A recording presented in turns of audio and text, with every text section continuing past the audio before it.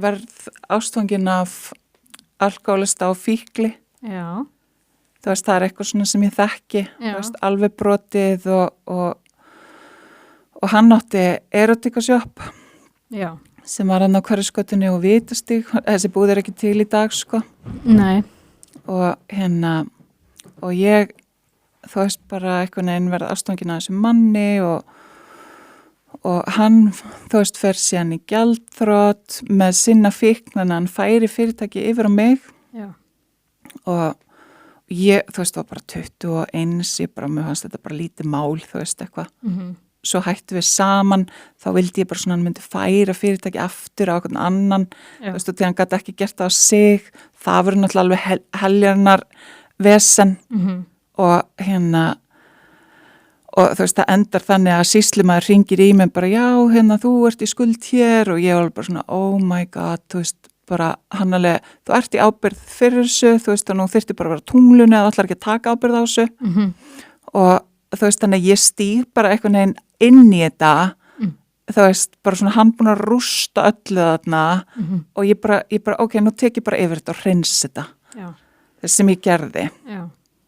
Og það verður bara svona eins og viðskiptaskóli, þú veist, ég var náttúrulega ekkert að fara eitthvað í þetta, ég var bara eitthvað skotin í manni og var ekkert að spá í afleiðingarnar, hvað myndi verða ef að, þú veist, bara mér fannst þetta eitthvað einn svona allt eitthvað einn lítið mál sem varði ótrúlega mikill skóli. Já.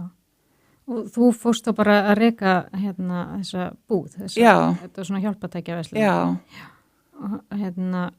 Og hvernig var það? Sko, þetta náttúrulega ótrúlega góði business. Já. Þannig að þú veist, ég sá strax bara, og því að fólk var alveg að spyrja mig bara, hvað svona ung stelpa að vera með svona búð og þú veist, og þá var ég bara svona, vá, þú veist, ef þið myndi vita, þú veist, bara hvað ég að kaupa þetta á og selja þetta á og þú veist, þá myndi þið bara líka gera þetta. Þú veist, og þetta var svo mikið tabú. Það var það, sko.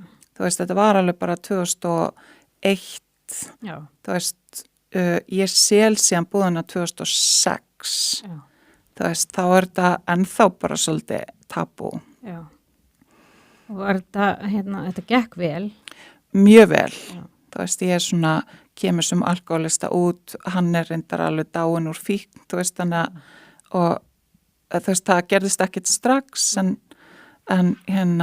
þú veist, þannig ég tek bara ábyrgðan á þessu, ég komur í þetta og þú veist, og svo bara klára ég þennan kapla og ástæðan fyrir ég sel þetta þú veist, ég verð ólétt, þú veist, ábyrgða æðislegan barnsföður og mér langar svo að klippa á, þú veist, bara, mér langar ekki að hafa þennan kapla sem var svona leiðilegur og, þú veist, óþægilegur skítugur og, þú veist, óslega mikið neysla og svona, þú veist, ég óslega meðverk með þessum manni, þú veist, nú langar mér bara að byrja nýjan kapla. Já. Þú veist, og vera ekki að selja hjálpatæki. Nei.